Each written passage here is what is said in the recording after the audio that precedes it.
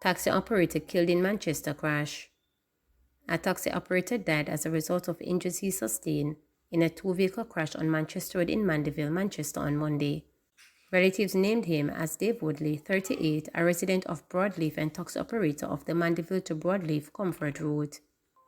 Police said about 6:15 a.m., Dave was the lone occupant in the Toyota Probox taxi traveling from North Patrick towards Mandeville when he attempted to overtake a Honda Civic motor car.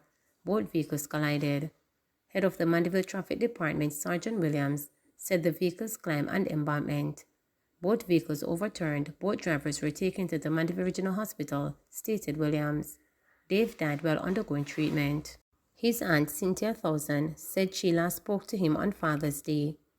We got a call from the hospital to get here quickly. By the time we got here, we heard he was in an accident, she stated. He was coming from his baby mother's house.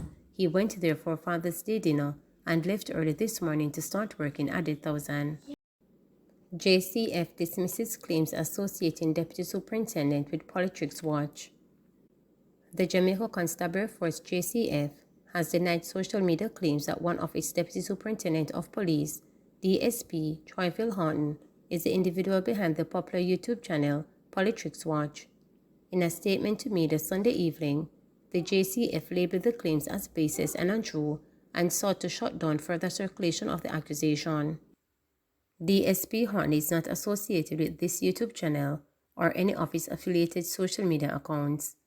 The JCF urges the public to refrain from spreading these unfounded rumors and to desist from making such false accusations, the JCF said, adding that DSP Horton has been notified of the situation and is advised to remain vigilant in his personal and professional activities. Politics Watch is known for its commentary on crime, violence and law enforcement, which often subject it to controversy and public threats. In regards to that, the force said associating DSP Horton with this channel without any evidence poses a serious threat to his safety and well-being. We strongly advise all individuals and groups to discontinue spreading these false allegations. The JCF remains committed to monitoring and addressing any threats arising from these unfounded claims, it stated. Cuthbert Flynn denies PNP VP Ian Hill's prison building allegations. Member of Parliament for Westmoreland Rural St. Andrew, Juliet Cuthbert Flynn, has dismissed allegations made by People's National Party PNP Vice President Ian Hills that the Jamaica Labour Party administration is building 3 prisons in Westmoreland, calling them false and misleading. The fact is the government recognizes the need to improve the working conditions of members of the Jamaica Constabulary Force, and we are therefore building 2 police stations and a divisional headquarters in Westmoreland. The planned concrete building will replace wooden structures that have fallen into significant despair. It's unfortunate that Hills has, without merit, used false allegations to paint a positive development in a negative light, Cuthbert Flynn stated. According to a release on Monday, Cuthbert Flynn, who serves as State Minister in the National Security Ministry, further rejected as untrue a claim of his that a cultural center is to be destroyed to erect the new buildings. She expressed that the PNP and Hills should do better than spreading blatant deceptive claims to mislead the people of Jamaica. The MP also urges PNP President Mark Golding to curb a tendency by the leadership of his party to make inaccurate and false claims. Health Minister says majority of people who visit AE departments are treated and sent home. Health Minister Dr. Christopher Tufton says the majority of the 410,000 people who visit accident and emergency departments are treated and sent home. Dr. Tufton notes that not all the 24 A&E departments in the island can provide all the care that patients require. As such, there is a system to assess the services needed to determine if the patient should be kept or transferred to another hospital. Dr. Tufton says the tried system used to determine priority cases in the accident and emergency department is very effective. Dr. Tufton reiterates that plans are in place to upgrade some hospitals. These include the Spanish Town Hospital, which will be adding a 6-story building. This will accommodate a larger accident and emergency ward, an intensive care ward, and more operating theaters.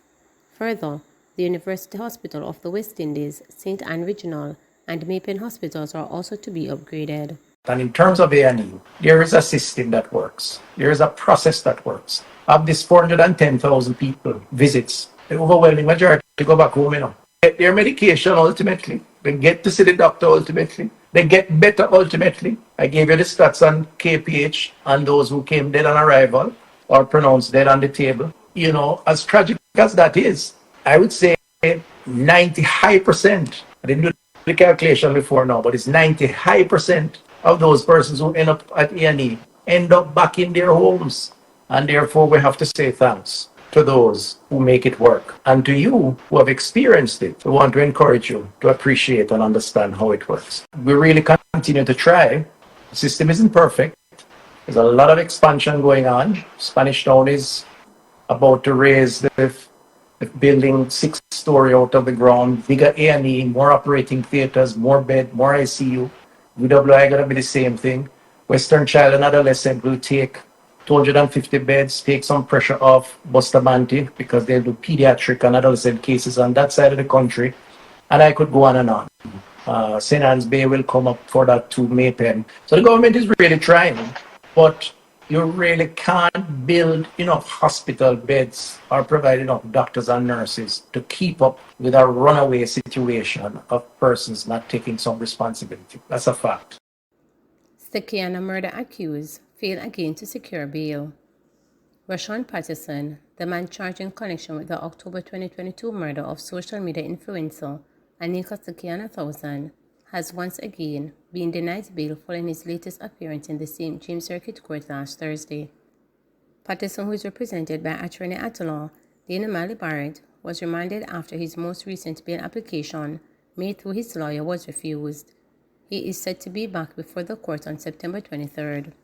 There have been at least 2 attempts to secure bail for Patterson, the first one taking place on March 21st last year, and the second application being made months later on October 4.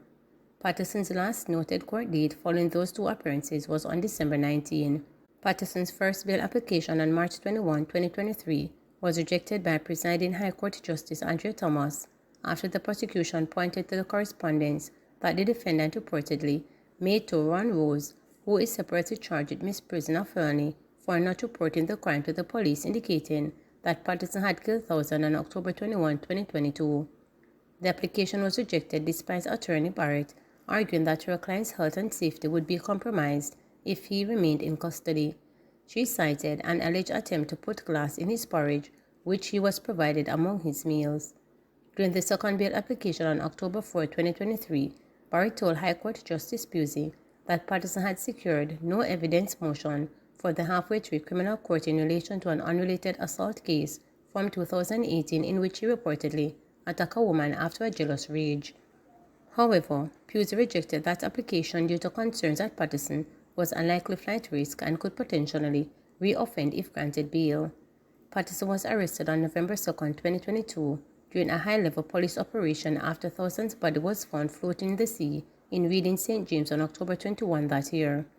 A subsequent post-mortem examination 3 days later on November 5 determined that Thousand had been strangled, with the death occurring sometime between 11 p.m. on Thursday, October 20 and 9 a.m. on Friday, October 21. Patterson was then formally charged with her murder on November 11. According to police report, Thousand had traveled from Kingston to Montego Bay on October 20, 2022 and was later picked up by Patterson, following which they visited a restaurant in Hanover and a guest house in St. James. Sometime during the night, an argument developed between the two, following which Thousand was strangled and her body disposed of. Prior to Patterson's first failed bail application on March 21, 2023, his bail hearing was initially scheduled for December 15, 2022, at which time he was represented by attorney Michelle Thomas. The hearing was put off to March 9, 2023 due to several documents being outstanding for the prosecution's case file at that time. When the hearing date came up in March 9, 2023, it was rescheduled again to March 21 that year because Patterson had retained Mary Barrett as his new lawyer at that point. Please remember to subscribe, like, share, and click the notification bell for daily updates.